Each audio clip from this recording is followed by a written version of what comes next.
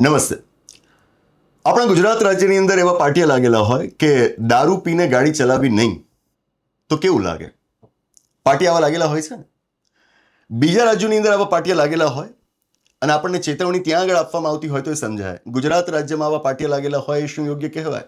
કે જ્યારે એવું કહેવાતું હોય અને હકીકત પણ છે કે ગુજરાત રાજ્ય ભારતના એ રાજ્યો પૈકીનું એક છે કે જ્યાં આગળ દારૂબંધી છે, પ્રોહિબિશનની પોલિસી અમલમાં છે.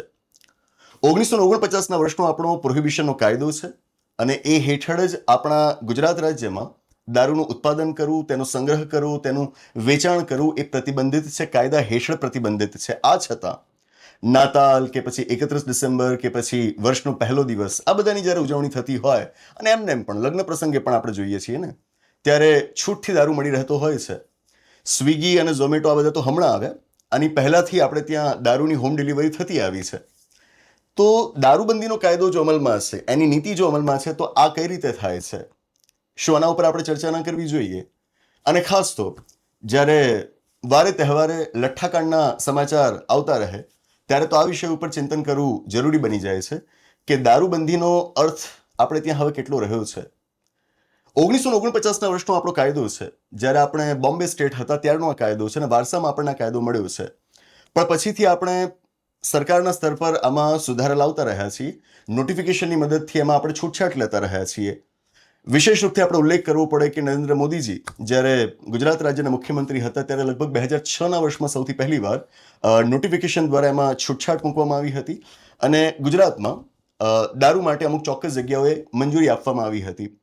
નવાની વાત તો એ છે કે જે નોટિફિકેશન હતું એમાં લખાયેલું હતું કે જે એજ્યુકેશનલ એન્ડ કોમર્શિયલ એન્ટરપ્રાઇઝીસ છે, શૈક્ષણિક અને જે ધંધાકીય સંસ્થાનો છે, એમણે ગુજરાત રાજ્યની અંદર સેમિનાર્સનું આયોજન કરવું હોય, એ પ્રકારની પ્રવૃત્તિઓ કરવી હોય તો એમના માટે એમના ગ્રુપ્સ માટે આપણે છૂટછાટ આપીશું. એજ્યુકેશનનો ઉલ્લેખ ત્યાં આગળ ખાસ હતો અને ધીરે ધીરે આ છૂટછાટ વધતી ગઈ છે.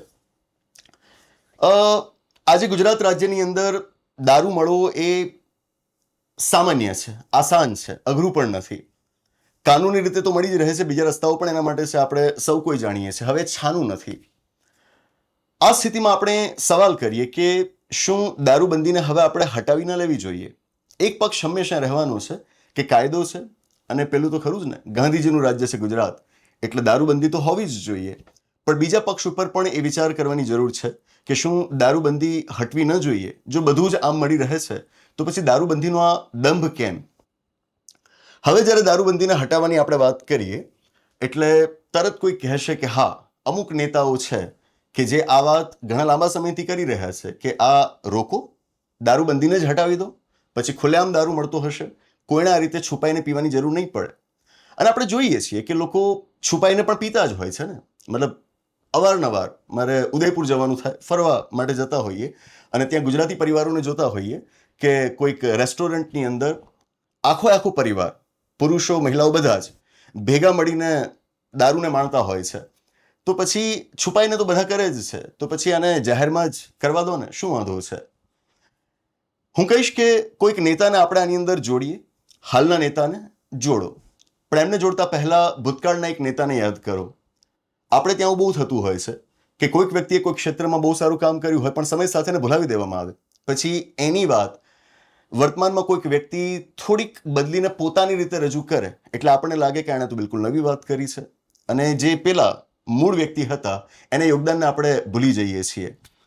અત્યારે નેતાઓ વચ્ચે સ્પર્ધા કરાવવાનો પણ કોઈ હેતુ નથી, પણ વાત એ છે કે આપણે સમજીએ કે આજથી 80-90 વર્ષ પહેલા, એક સદી પહેલા કદાચ કોઈકને કોઈક વાત કરી હતી અને બહુ સાર્થક હતી, યોગ્ય હતી, ત્યારે જો આપણે એને માની લીધી હોત તો અત્યારે જે દુષ્પરિણામો આપણે ભોગવવાના આવે છે એ આપણે ન ભોગવવા પડત. તો સમજીએ કે અમુક નેતાઓ હોય કે જેમની પાસે દૂરંદેશીપણું છે, એમને આપણે સાંભળવા જોઈએ, વાંચવા જોઈએ અને એમની વાતોને આપણે માનવી જોઈએ.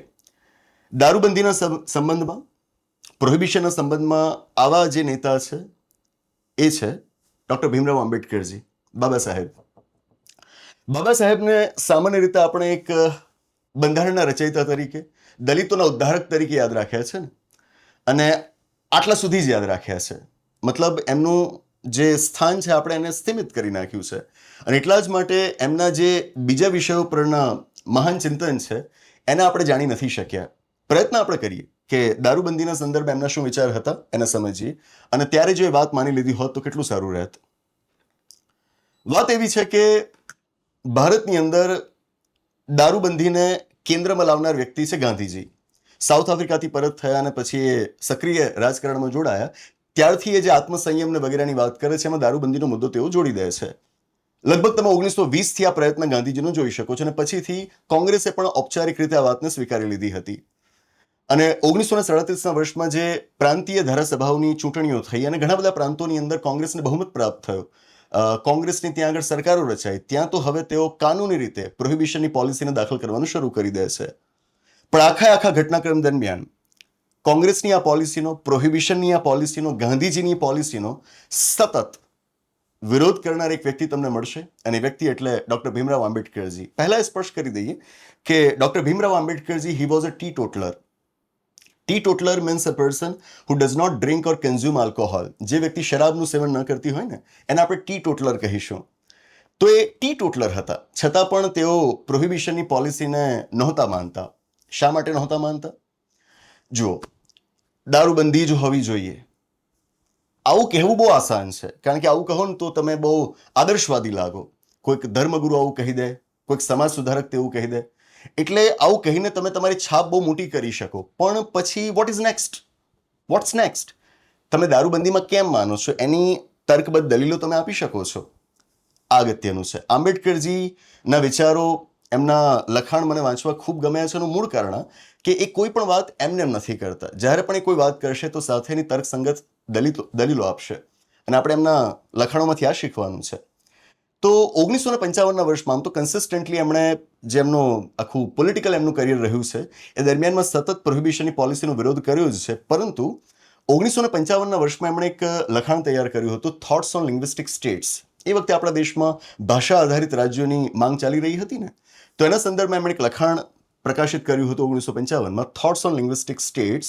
અને આ લખાણની અંદર એમણે પ્રોહિબિશનની પોલિસીની વિરુદ્ધ જે દલીલો આપી છે એ ખરેખર ખૂબ સરસ છે. અને એ સમયમાં મને આંબેડકરજી સિવાય બીજા કોઈ વ્યક્તિ નથી મળતા, બીજી કોઈ જ વ્યક્તિ નથી મળતી કે જેમણે પ્રોહિબિશનની પોલિસીને નકારવા માટે આટલી સારી દલીલો આપી હોય. અને હું કહીશ કે આ દલીલો આજની તારીખે પણ એટલી જ વાજબી છે, એટલા માટે આપણે એને જાણવી જોઈએ. 5 અલગ અલગ દલીલો એમણે આપી છે. કઈ છે હું આપને એક પછી એક વાંચીને સંભળાવું. આપણે ક્રમ જાળવી રાખીશું. પહેલી દલીલ છે કે an enormous amount of revenue sacrificed for nothing. આંબેડકરજી કહે છે કે જ્યારે તમે દારૂબંધી કરો છો ને ત્યારે રાજ્યને જે એક બહુ મોટા પ્રમાણમાં આવક થઈ શકતી હતી એ નથી થતી. આવક કેવી રીતે થાય? તો આના માટે આપણે થોડુંક આપણા ટેક્સેશન સ્ટ્રક્ચરને સમજવું પડે. આપણી કર પ્રણાલીમાં એક્સાઇઝ ડ્યુટી, કોઈ પણ વસ્તુનું ઉત્પાદન થાય તો એના ઉપર જે શુલ્ક લેવામાં આવે, કર લેવામાં આવે, એ એક્સાઇઝ ડ્યુટી આપણે કેન્દ્ર સરકારને આપેલી છે. પરંતુ જ્યારે વાત આવે કન્ઝ્યુમેબલ આલ્કોહોલની, જે દારૂ, જે શરાબ છે એની, તો એનું ઉત્પાદન થાય તો એના ઉપરની એક્સાઇઝ ડ્યુટી એ સ્ટેટ એક્સાઇઝ ડ્યુટી છે, એ આપણે રાજ્ય સરકારોને આપેલી છે. જેનો મતલબ એ થાય કે જો કોઈ રાજ્યની અંદર દારૂબંધી છે, ત્યાં આગળ દારૂનું ઉત્પાદન નથી થઈ શકતું, તો એ રાજ્ય સરકારે એ રેવન્યુ ગુમાવવાનો આવે. બીજું કે જ્યારે તમે દારૂનું વેચાણ કરો છો તો એ વેચાણ ઉપર પણ તો કર લાગે છે, સેલ્સ ટેક્સ હોય ને. તો જે રાજ્યની અંદર પ્રોહિબિશન છે ત્યાં આગળ દારૂનું વેચાણ નહીં થઈ શકે, તો એ વેચાણથી જે વેચાણ કર પ્રાપ્ત થવાનો હતો એ પણ નહીં થઈ શકે. આપ જાણતા હશો કે જીએસટીનું જે માળખું આપણે સ્વીકાર્યું છે એમાં પણ રાજ્યોની અંદર આલ્કોહોલના સેલિંગ ઉપર જે ટેક્સ લાગતો હોય એને આપણે જીએસટીમાંથી બહાર રાખેલો છે, એ જીએસટીમાં નથી સમાવાયો. આ છે એક તો એક્સાઇઝ ડ્યુટી છે, એક તો સેલ્સ ટેક્સ છે, અને એના સિવાય પણ બીજી અલગ અલગ પ્રકારની ડ્યુટીઝ અને ચાર્જીસ રાજ્યો દ્વારા લગાડવામાં આવતા હોય છે. જેમ કે ઉત્તર પ્રદેશની અંદર લિકર ઉપર સ્પેશિયલ ડ્યુટી લગાડવામાં આવતી હોય છે. આ બધા ટેક્સીસ અને ચાર્જીસને તમે ભેગા કરો ને તો એનાથી રાજ્ય સરકારને બહુ મોટી આવક થાય. આંકડાઓ આપને મળી રહેશે કે અમુક રાજ્યો, તમિલનાડુ છે, ઉત્તર પ્રદેશ છે, આ બધા એવા રાજ્યો છે કે જેમની વર્ષે દાડે ફક્ત ને ફક્ત આલ્કોહોલમાંથી કમાણી લગભગ 35-40 હજાર કરોડ જેટલી હોય છે. 35-40 હજાર કરોડ. મતલબ કે જો તમે એમનું ટોટલ રેવન્યુ જુઓ ને, એમનું પોતાનું રેવન્યુ, કેન્દ્ર સરકાર દ્વારા એમને જે આવક થાય છે એ નહીં, કેન્દ્ર સરકાર એમની આવકમાંથી રાજ્યોને જે હિસ્સો આપે છે એ નહીં, રાજ્યની પોતાની આવક, એના પોતાના સ્ત્રોતમાંથી થતી આવક, જો તમે એની કુલ આવક જોશો ને તો એમાંથી અમુક રાજ્યો માટે લગભગ 20% જેટલી આવક એ ફક્ત આલ્કોહોલમાંથી થતી હોય છે. તો વિચાર, ગુજરાત જેવું રાજ્ય હોય, બિહાર જેવું રાજ્ય હોય, હા, મિઝોરમ, નાગાલેન્ડ, ઇવન લક્ષદ્વીપની અંદર પણ દારૂબંધી છે. તો આ જે વિસ્તારોની અંદર દારૂબંધી છે, આપણે ગુજરાતની વાત કરીએ, બીજાને ભૂલીએ, તો આ રાજ્યોની અંદર દારૂબંધીના કારણે એ રાજ્યની સરકારે કેટલો મોટો રેવન્યુ લોસ વેઠવાનો આવે છે. આપ વિચારો, જો એ રેવન્યુ સરકારને મળતો હોત તો શું એ નાણાંનો ઉપયોગ સરકાર મારા તમારા જેવા સામાન્ય નાગરિકોની સુખાકારીમાં વધારો કરવા માટે ન કરી શકત? એ ખર્ચ ત્યાં આગળ ન થઈ શકત?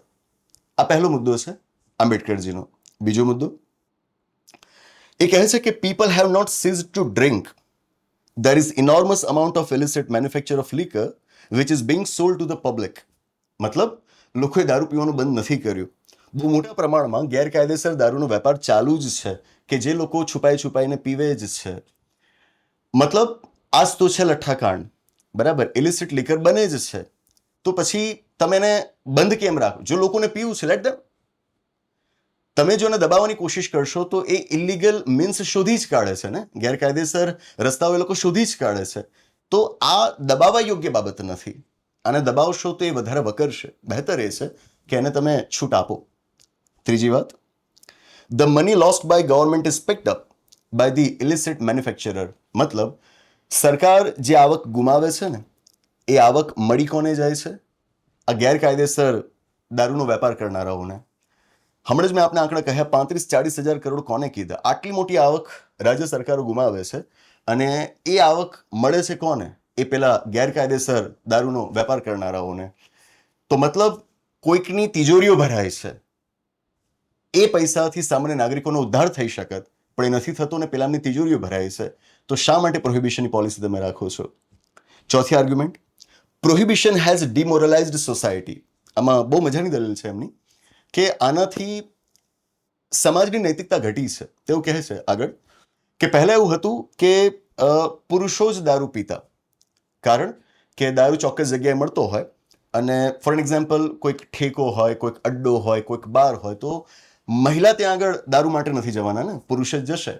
પણ આંબેડકરજી કહે છે કે તમારી પ્રોહિબિશન પોલિસીના કારણે ગેરકાયદેસર દારૂનું વેચાણ એટલું બધું વધ્યું છે કે ધીરે ધીરે હવે આ દારૂ એ બાર, એ અડ્ડાઓમાંથી બહાર નીકળીને ઘરોમાં પ્રવેશ્યો છે, કે જેથી અત્યાર સુધી જે મહિલાઓ દારૂનું સેવન નહોતી કરતી, મહિલાઓ પણ હવે દારૂનું સેવન કરવા માંડી છે. પહેલા નહોતું આ દારૂનું સેવન, મહિલાઓ સામાન્ય રીતે નહોતી કરતી. અમુકને બાદ કરી દઈએ આપણે, તો સામાન્ય રીતે મહિલાઓ એનું સેવન નહોતી કરતી, પરંતુ આ ઇલિસિટ મેન્યુફેક્ચર ઓફ લીકરના કારણે ધીરે ધીરે હવે મહિલાઓ પણ આ તરફ વળી છે. તો આ તો આપણા સમાજની નૈતિકતાનું પતન થઈ રહ્યું છે. તો વધુ સારું એ છે કે તમે પ્રોહિબિશનની પોલિસી જ હટાવી દો. પાંચમી અને છેલ્લી રજૂઆત, in addition to the loss of revenue on account of prohibition, government has to undertake increased expenditure on police to enforce prohibition, which however they never do. તમે પ્રોહિબિશનની પોલિસી રાખો છો ને, તો એને લાગુ કરવા માટે, એને અમલમાં લાવવા માટે તમારે લો એન્ફોર્સમેન્ટ એજન્સીસ પર લખલૂટ ખર્ચો કરવો પડે છે, પોલીસ ઉપર ઘણો બધો ખર્ચો કરવો પડે છે. આપણે ત્યાં પ્રોહિબિશન માટે પણ આખું એક સેપરેટ મહેકમ કામ કરે છે ને, તો તમે એમની પાસે કેટલો બધો ખર્ચો કરો છો એ તો જુઓ. અને ખર્ચો કરો છો પછી દારૂબંધી રહેતી હોય તો એ સારું. વાસ્તવમાં થાય છે શું? કરપ્શન. એ વાતને કોઈ નકારી ન શકે કે ગુજરાત રાજ્યની અંદર જો દારૂબંધીનો કડક અમલ નથી થતો તો એના માટે મુખ્યત્વે પોલીસ જવાબદાર છે, મંત્રીઓ જવાબદાર છે, પોલીસ જવાબદાર છે, અધિકારીઓ જવાબદાર છે. એનાથી એમની બહુ મોટી કમાણી થાય છે. આપણે કેટલું નુકસાન વેઠીએ છીએ. જો દારૂબંધી ન હોત તો સરકારની આવક વધુ થાત, જે આવકનો લાભ આપણને મળત. દારૂબંધી હોવાના કારણે સરકારની આવક થતી નથી, એટલે આપણી સુખાકારીમાં વધારો થતો નથી. અને બીજું કે આ જે પૈસા આપણા માટે વપરાઈ શકત, એ પૈસા એ પેલા ગેરકાયદેસર વેપાર કરનારને મળે છે, આ અધિકારીઓને, કર્મચારીઓને મળે છે. કરપ્શન વધે છે, એનાથી પણ સોસાયટીની મોરાલિટીમાં ઘટાડો થાય છે. That thing. આવી 5 અલગ અલગ દલીલો આંબેડકરજીએ થોટ્સ ઓન લિંગ્વિસ્ટિક સ્ટેટ્સમાં આપી છે. અને છેલ્લે એમણે કહ્યું છે, એ વખતે વાત ચાલી રહી હતી કે શરૂઆત આપણે બોમ્બેથી કરીએ છીએ, ધીરે ધીરે આખા ભારતની અંદર આપણે પ્રોહિબિશનની પોલિસી લઈ આવીશું. ગાંધીજીનું સપનાનું ભારત બનાવવાનું છે ને. આ બધો નકલી ગાંધીવાદ છે, આ બધી ઉપર છેલ્લી વાતો છે. એને જે ગ્રાઉન્ડ રિયાલિટી છે એની સાથે કોઈ સંબંધ નથી, બસ આદર્શવાદી લાગે, બરાબર. એટલે આને હું કહું છું દંભી ગાંધીવાદ, નકલી ગાંધીવાદ.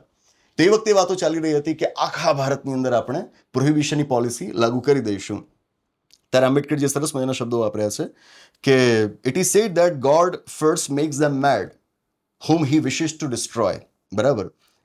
આંબેડકરજી કહે છે કે એવું કહેવાય છે કે ભગવાન જેમને તબાહ કરવા માંગતા હોય, ડિસ્ટ્રોય કરવા માંગતા હોય, જેનો વિનાશ કરવા માંગતા હોય ને, સૌથી પહેલા એમને ગાંડા બનાવી દે. બરાબર. તો આપણા દેશમાં એ જ થઈ રહ્યું છે કે વિનાશ થવાનો છે એની પહેલા આ ગાંડ પણ આપણને સૂઝ્યું છે. બરાબર. તો એ આપણને વાસ્તવમાં વિનાશ તરફ લઈ જાય છે. Easily everything is available. તો પછી આ દંભ શાનો? અંગત રીતે જાહેરમાં દારૂ વેચાતો હોય એ જોવું મને નથી ગમતું. એ મને અરુચિકર લાગે છે, મને એનાથી અણગમો છે. પણ તોય હું માનું છું, અને આ સ્થિતિઓ, લઠ્ઠાકાંડની બધી સ્થિતિઓ જોતા હવે હું એ પક્ષનો થયો છું કે છુપાઈને કંઈક થાય અને એમાં આટલા લોકોના જીવ જાય અને દંભ જળવાય રહે, એના કરતાં તો બહેતર એ દારૂબંધી હટે અને જાહેરમાં જે થવું છે થાય.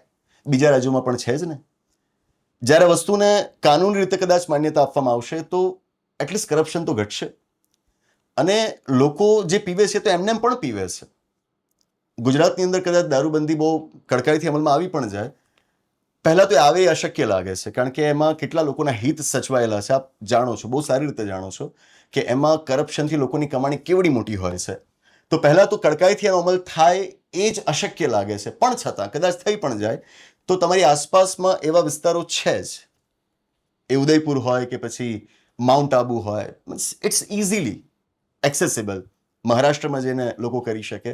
તો પછી આ દમને ચાલુ રાખવાનો મતલબ શું છે? એટલે આ વિષય ઉપર આપણે ગંભીરતાથી વિચાર કરવો જરૂરી છે. કોઈકને ઘણું બધું કમાઈ લેવું છે, એના માટે આખા ગુજરાતની પ્રજાને આવું નુકસાન વેઠવાનું આવે એ યોગ્ય નથી, એ યોગ્ય નથી. That's it. આશા રાખું કોન્ટ્રોવર્શિયલ ટોપિક છે, પણ છતાં આપણે આંબેડકરજીના વિચારો સાથે એ વાતને બરાબર સમજી શક્યા હોઈશું. મેં કહ્યું એમ કે બહુ ઓછા નેતાઓ હોય કે જેમની અંદર આવું દૂરંદેશીપણું હોય. આંબેડકરજી એમાંના એક છે. અને આ બધી વાતો એ મતલબ વિચારો 100 વર્ષ પહેલા આ બધી વાતો કહેવાયેલી છે. 1920થી એ કન્સિસ્ટન્ટલી આ પોઝિશન લઈ રહ્યા છે કે ગાંધીવાદના નામ પર જે પ્રોહિબિશન પોલિસીને આપણે ઇમ્પ્લિમેન્ટ કરવા માટેનો પ્રયત્ન કરી રહ્યા છે, દેટ્સ રોંગ. બરાબર. કશુંક આદર્શવાદી લાગે એટલે એને માની ના લેવાય. એ જ્યારે જમીન ઉપર ઉતરશે ત્યારે એ કેવું હશે આપણે વિચારવું પડે. ને સ્પેશિયલી કે જ્યારે જમીન ઉપર ઉતર્યા પછી એની સ્થિતિ શું છે આપણે જાણી ચૂક્યા હોઈએ, પછી પણ આપણે એમાંથી શીખ ન લેતા હોઈએ, તે ભૂલ આપણી કહેવાય. તો અત્યારના હું કોઈ નેતાને ના સાંભળું. અત્યારના કોઈક નેતા આવીને કહી દે બસ કહેવા ખાતર કે એને હટાવી દો, તો હું નહીં સાંભળું. હું કહીશ કે પહેલા આંબેડકરજી આ વિષય ઉપર જે વાત કરી છે એને આપણે વાંચી. ઘણા વર્ષો પહેલા જે વાત કહેવાઈ હતી આપણે એને કેમ ન માની? બરાબર. તો પ્રોહિબિશન પોલિસીના સંદર્ભમાં આ વાત હતી. આ વિષય ઉપર આપને જે કોઈ પણ વિચારો હોય જાણવા ગમશે, નીચે કોમેન્ટ બોક્સમાં જણાવશો. આની સાથે આ ગોષ્ઠીની આગળ સમાપ્ત જાહેર કરીએ છીએ. આવનારા એપિસોડમાં આવી જ કોઈક નવી વાત સાથે, એક રસપ્રદ ચર્ચા સાથે, એક નવી ગોષ્ઠી સાથે પાછા મળીશું. આભાર. નમસ્તે.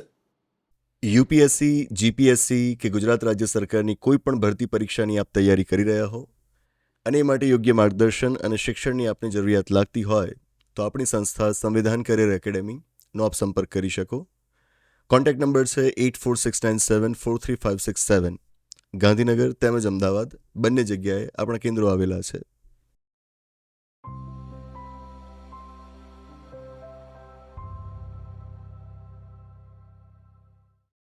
નમસ્તે. તમારો ધર્મ કયો? તમારી જાતિ કઈ? તમે પુરુષ છો કે મહિલા કે પછી બીજું કંઈક? એનાથી આને કોઈ ફરક નથી પડતો. આ એટલે કોણ? આપણું બંધારણ, ભારતનું બંધારણ. આ બંધારણ તમને એક જ ઓળખ આપવા ઈચ્છે છે અને ઓળખ છે ભારતના નાગરિક હોવાની ઓળખ. તો શું તમારે આ બંધારણ વિશે જાણવું ન જોઈએ? છેલ્લા 17 થી 18 વર્ષમાં ભારતના બંધારણને હું જેટલું સમજ્યો એનો નિચોડ મેં આપણા બંધારણના પુસ્તકમાં આપવાનો પ્રયત્ન કર્યો અને હવે બંધારણ વિશેની મારી અગત્યની નોંધ ભેગી કરીને અમે એક નવું પુસ્તક પ્રકાશિત કર્યું છે. ભારતનું બંધારણ એક રાષ્ટ્રની સંહિતા, ડોક્ટર વિકલ કોટવાલ્સ નોટ્સ. અમે એક સપનું જોયું છે કે ગુજરાતી ભાષા જાણતી દરેક વ્યક્તિના હાથમાં પુસ્તક હોય. પુસ્તકની સાઇઝ જ એવી રાખી છે કે તમે એને હંમેશા પોતાની પાસે રાખી શકો. જેણે બંધારણ ક્યારેય નથી વાંચ્યું, બંધારણ વિશે વિશે કશું જ નથી જાણ્યું એ આ પુસ્તકની મદદથી પોતાની બંધારણ યાત્રા આરંભી શકશે. અને સાથે એ કે જેમણે બંધારણને સમજ્યું છે પણ હવે તેઓ એનું સમયે સમયે પુનરાવર્તન કરવા માંગે છે, એમ બંનેની જરૂરિયાત સંતોષી શકે એમ આ પુસ્તક અમે બનાવ્યું છે. મારા દીકરાઓના નાના નાના હાથમાં બંધારણનું એક નાનકડું પુસ્તક મૂકવાની મારી ઈચ્છા હતી અને ત્યાંથી જ આ પુસ્તકનો વિચાર જન્મ લે છે. અને હવે ઈચ્છા છે કે ગુજરાતના દરેક બાળકના હાથમાં આ પુસ્તક હોય, બાળકો અને વડીલો એમ બધા જ આ પુસ્તક વસાવે અને બંધારણને પ્રસરાવે એવી અપેક્ષા. પુસ્તક ખરીદવું ખૂબ સરળ છે. આપણી મોબાઈલ એપ્લિકેશન કે જેનું નામ છે વિકલ્પ કોટવાલ મોબાઈલ એપ્લિકેશન, એના સ્ટોરમાંથી તમે આ પુસ્તક ખરીદી શકશો અને સૌથી ઓછી કિંમતે અને ઘરે બેઠા તમે આ પુસ્તક મંગાવી શકશો. વધુ વિગત માટે આપણી ઓફિસનો આપ સંપર્ક કરી શકો.